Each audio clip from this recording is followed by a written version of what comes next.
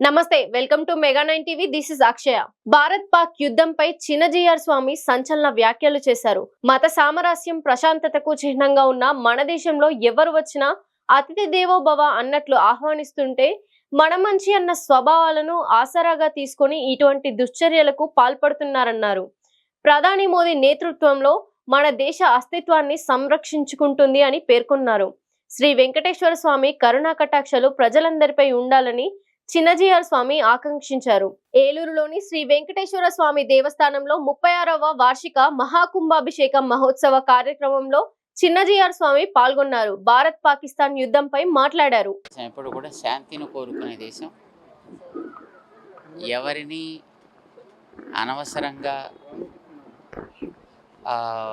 ఉద్రిక్తపరిచేటటువంటి దేశం కాదు.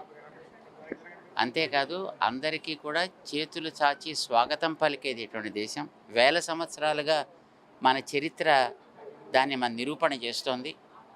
ఈ దేశంలో నావాడు పరాయివాడు అనే తేడా లేకుండా, నా మతం మరొక మతం అనేటటువంటి ఒక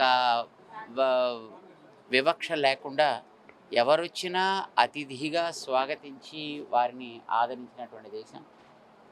అయితే ఈ దేశానికి ఉండే ఈ స్వభావాన్ని ఆసరాగా తీసుకొని, దీన్ని బలహీనతగా తీసుకొని ఈ దేశానికి వచ్చినటువంటి వ్యక్తులు అందరూ దీన్ని తమ యొక్క స్వార్థ కలాపాలకి వాడుకోవడం, ఇక్కడ ఉండేటువంటి వారిని అణచడం, వీరి సెంటిమెంట్స్ మీద దెబ్బతీయడం ఇలాంటివి జరుగుతున్నాయి.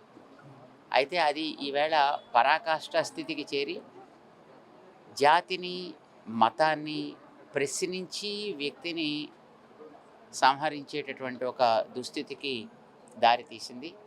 అలాంటి దానికి ఎప్పుడో సమాధానం చెప్పి ఉండాల్సింది మన దేశానికి. కనీసం స్వాతంత్ర్యం వచ్చిన తర్వాత ఇన్నాళ్ళకి తిరిగి మళ్ళీ మోడీ గారి యొక్క నేతృత్వంలో ఈ దేశం తన యొక్క అస్తిత్వాన్ని సంరక్షణ చేసుకునేటటువంటి కృషికి నాంది పలికింది.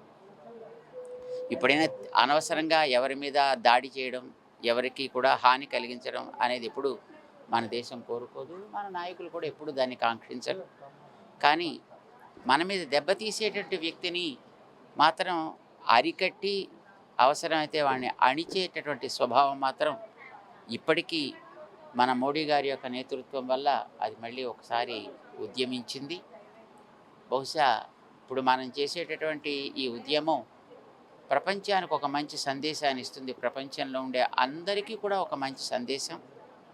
ఎవరైనప్పటికీ కూడా తమ ఉనికిని నిలబెట్టుకోవడానికి ఏదైనా చేయడం అనేటువంటి అవసరం.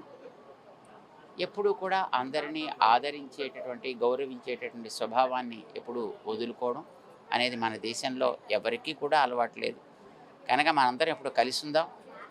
భారతదేశంలో భారత జాతికి సంబంధించినటువంటి వ్యక్తులు ఎవరైనా మనందరం కలిసి ఉండాలి.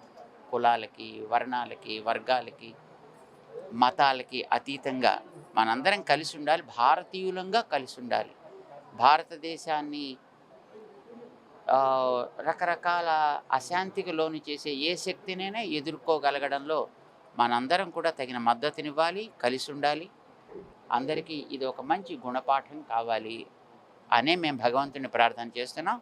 ఆ శక్తిని మన పాలకులకి, మన ముఖ్యంగా మిలిటరీ వారందరికీ కూడా ఆ శక్తి భగవంతుడు ఇవ్వాలి అని మేము ప్రార్థన చేస్తున్నాం. ఇప్పటిదాకా మన వారు చేసేటువంటి అద్భుత కార్యం చాలా ప్రశంసనీయమైనది. భగవంతుడు ఎప్పుడు కూడా వాళ్ళకి అట్లాంటి మంచి ధైర్యము, సాహసము, చొరవ అది ఇవ్వాలి అని, అలాంటి దాన్ని వాళ్ళకి అందించడంలో మన అందరి యొక్క కలయిక ప్రధానం కావాలి అని మేము ఆశిస్తూ అందరికీ మంగళాశాసనాలు చేస్తున్నాం.